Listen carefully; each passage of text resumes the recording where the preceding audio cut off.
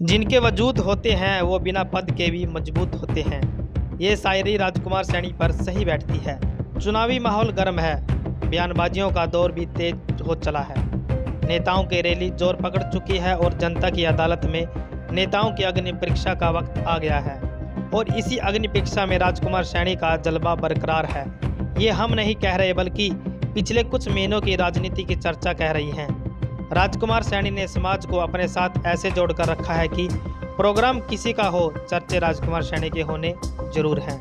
पहले जींद में हुई सैनी महापंचायत में और अब कुरुक्षेत्र में हुई महात्मा ज्योतिबा फुले जयंती पर राजकुमार की एंट्री और भाषण ने सैनी समाज के लोगों का दिल जीतने का काम किया है। वर्तमान में बिना किसी पद के भी राजकुमार सैनी बाकी अन्य नेताओं से मजबूत माने जाते हैं। भाषण शुरू करने से पहले और बाद में आम जनता के द्वारा लगाए गए नारे किसी भी नेता की राजनीति की ताकत को दिखा देती है।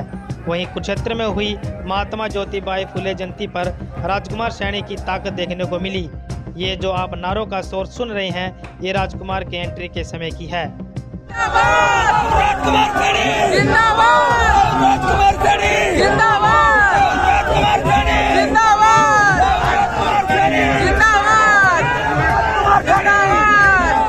इसी पर एक शायरी याद आती है, बदल जाओ वक्त के साथ या फिर वक्त बदलना सीखो, मजबूरियों को मत कोसो, हर हाल में चलना सीखो। राजकुमार सैनी अपने भाषण के नाम पर जाने जाते हैं। जो दिल में होता है वो बोल देते हैं। कड़वे जरूर हैं लेकिन बात 100% की कह जाते हैं। शायद राजनीतिक आदमी को ऐसे ही होना चाहिए, जो वोट बैंक की परवाह न करते हुए सच बोलकर जनता का दिल जीत लेते हैं। इसी बीच एक शायरी और याद आती है, राजनीति बनाती है आपकी पहचान, जिसने किए अच्छे काम उसका हो गया देश में नाम। ये नाम ऐसे ही नहीं बनता बल्कि आम जनता के हित और समाज के बारे में बिना अपने हित के बोलना पड़ता है। जिसकी फैन आज राजकुमार सैनी की जनता हो रही है, वो राजकुमार सैनी है। चाहे कोई भी समाज हो, राजकुमार सैनी के बोलने के तरीके और भाषण को जरूर सुनते हैं। शायद ही सैनी समाज में ऐसा नेता कोई और होगा या आएगा, लेकिन आज सैनी समाज को एकजुट और मजबूत करने का काम किसी ने किया है तो वो राजकुमार सैनी ने किया है। आप पिछले महीने की राजनीति से देख सकते हैं कि राजकुमार सैनी का जलवा आज भी बरकरार है। आप इस वीडियो को कैसे देखते हैं, कमेंट करके जरूर बताएं और अगर आपको ये वीडियो सही लगी तो शेयर करना ना भूलें।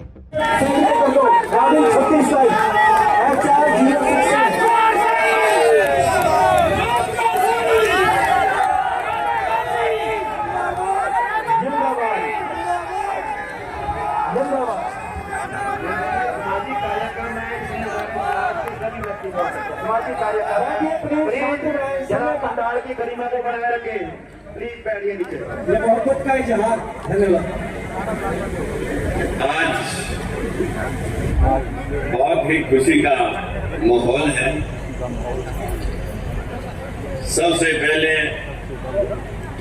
मैं बधाई देना चाहता था नवनियुक्त या नवनियुक्त कहूंगा हमारे हरियाणा प्रांत के जो मुख्यमंत्री भाई नायब सिंह को। लेकिन मालूम नहीं, मेरे को समय थोड़ा एडवांस दिया जा रहा है। मैं तो उन्हीं की शान में 2 शब्द कहने थे। बड़े मुश्किल से फल आते हैं और इन फलों को साझा करने के लिए मेरी 28 साल की तपस्या है। मेरी 28 साल मेरे भाइयों, लेकिन मैं बधाई देना चाहता हूं, अभी वो यहाँ पर नहीं आए। जब भी आएंगे मेरी बधाई उनको एडवांस में बहुत बहुत धन्यवाद मैं भारतीय जनता पार्टी का कहना चाहूंगा। ये जो है भले देर सही,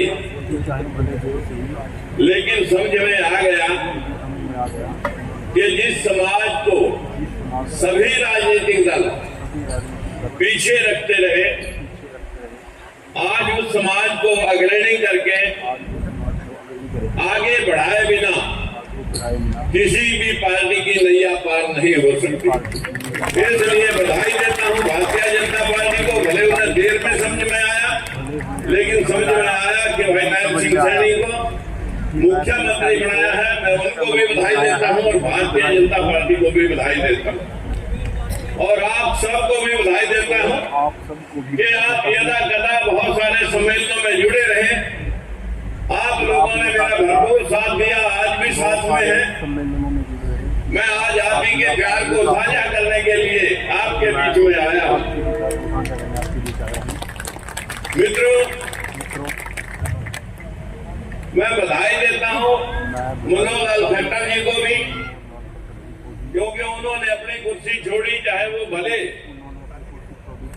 पार्टी के मुखियाओं के आदेशानुसार छोड़ी होगी, फिर भी कोई कुर्सी छोड़ने के लिए तैयार नहीं होता, उन्होंने छोड़ी।